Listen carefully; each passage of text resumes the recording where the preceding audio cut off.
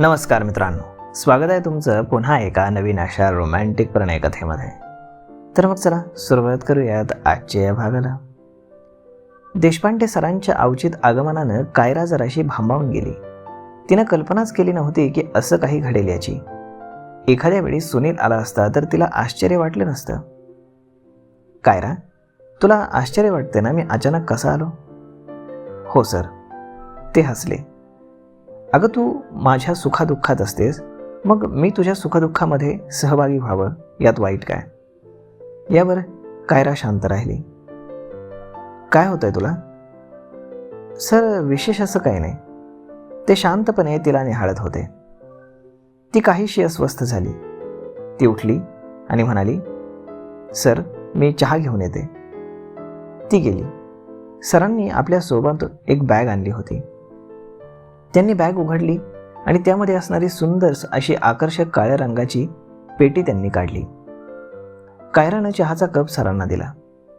सरांनी चहाचा एक घोट घेतला आणि चहाचा कप बाजूला ठेवला. छान चहा केलायस, पण माझा चहा वेगळा असतो. ती त्यांच्याकडे पाहत राहिली. ते हसले आणि त्यांनी त्यांच्या हातातली ती काळी पेटी बाहेर ठेवली. कायरा बघ, यामध्ये काय आहे? तिनं पेटी घेतली आणि उघडली. पेटीतली वस्तू पाहून तिच्या डोळ्यात एक वेगळीच चमक आली. पेटीमध्ये मौल्यवान हार होता. त्याला हिरे होते.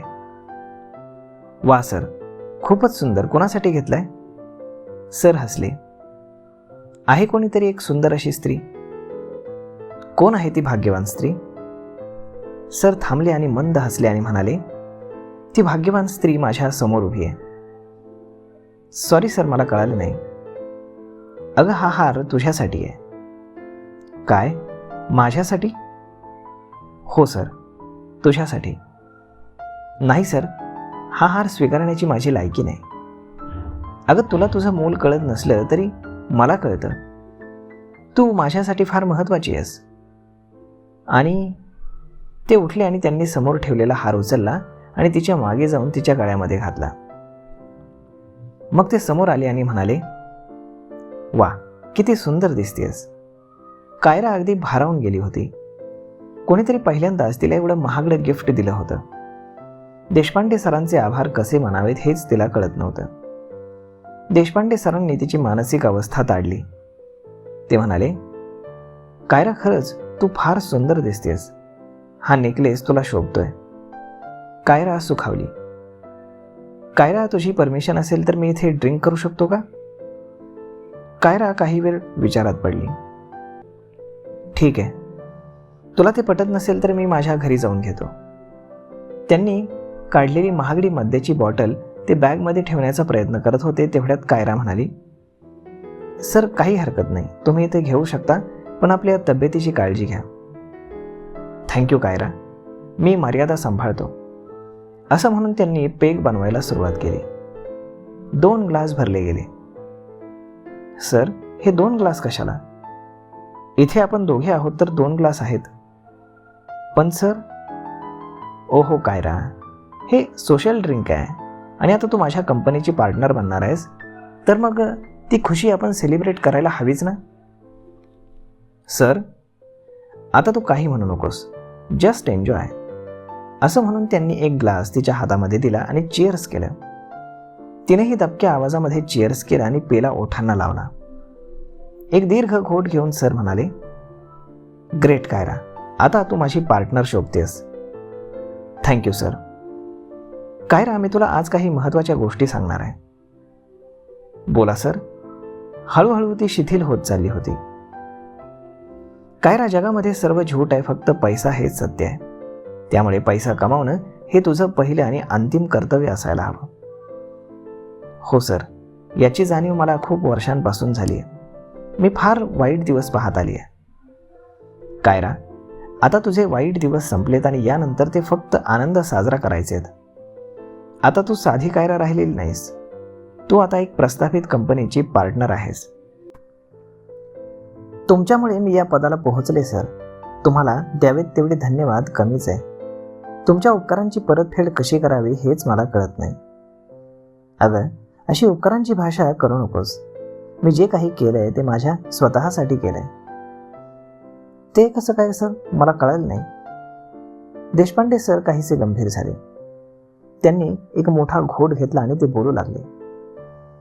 कायरा, एक 20-30 वर्षांपूर्वीची गोष्ट आहे. माझ्या आयुष्यामध्ये एक स्त्री आली होती. माझं तिच्यावरती फार प्रेम जडलं होतं. तिचंही माझ्यावर मनापासून प्रेम होतं. पण माझं लग्न झालं होतं आणि ती मात्र अविवाहित होती. तिचं म्हणणं होतं की मी तिच्याशी लग्न करावं, परंतु हे मला शक्य नव्हतं. ते थांबून पुढे बोलू लागले. एका संध्याकाळी ती मला भेटली आणि तिनं मला निक्षून सांगितलं, एकतर तू माझ्याशी लग्न करणार असशील तर मला भेट, नाहीतर उगाच माझ्या जीवाशी खेळू नकोस. तिच्याशी लग्न करणं मला शक्य नव्हतं. मग तुम्ही काय केलं? काय करणार? मी मोठ्या विचित्र स्थितीमध्ये होतो. मी बायकोला सोडू शकत नव्हतो आणि तिला सोडणं मला जड जात होतं.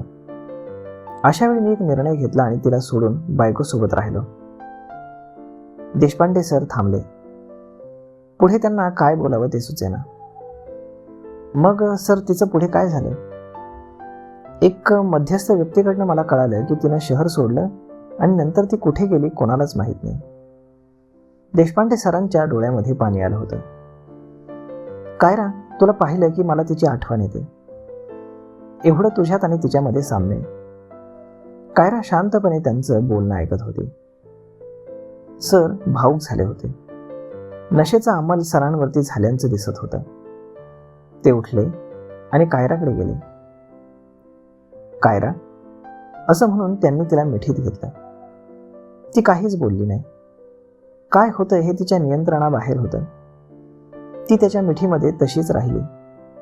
तिनं बाहेर पडण्याचा प्रयत्न केला नाही. कायरा, तू माझं शेवटचं प्रेम आहेस. तू मला सांभाळशील ना? देशपांडे सरांच्या या प्रश्नाला तिच्याकडे उत्तर नव्हतं. सुनील तिच्या आयुष्यामध्ये असलेला पुरुष तिला साऱ्या प्रलोभनापासून दूर घेऊन जात होता आणि दुसऱ्या बाजूला गाडी, बंगला, आयुष्यारामातील जीवन देशपांडे सरांच्या माध्यमातून तिला बोलावत होतं. तिची आता द्विधा मनस्थिती झाली होती. मागे हटावं की पुढे जावं हे तिचं तिलाच कळत नव्हतं. कायरा, काय विचार करतेस? आता काही विचार करू नकोस. जे माझं आहे ते सारं तुझंच आहे. तू नशीबवान आहेस. मी माझं सर्व तुला द्यायला तयार आहे. त्या बदल्यात मला तू हवीस. तुझं प्रेम हवंय.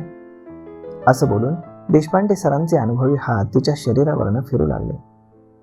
हळूहळू कायरा भान विसरत गेली आणि ती सरांना समर्पित होत गेली. आता दोघांमधली सारी अंतरं संपली होती आणि सुनील मात्र तिच्यापासून खूप दूर गेला होता. तर मग मित्रांनो, आजचा हा भाग तुम्हाला कसा वाटला? कायरा आणि देशपांडे सर आता एक झालेले आहेत, मनानं आणि शरीरानंही. यावरती तुमचं मत काय हे तुम्ही आम्हाला कमेंट करून सांगायला विसरू नका. आणि आता पुढे नक्की काय होईल हे पाहणं देखील फारच इंटरेस्टिंग आहे. भेटूयात पुढच्या एका नवीन भागामध्ये. तोपर्यंत तुम्हाला आजचा हा भाग कसा वाटला हे तुम्ही आम्हाला नक्कीच सांगा. आणि जर आवडला असेल तर आपल्या जवळच्या मित्रमंडळींसोबत देखील हा व्हिडिओ तुम्ही शेअर करायला विसरू नका. धन्यवाद.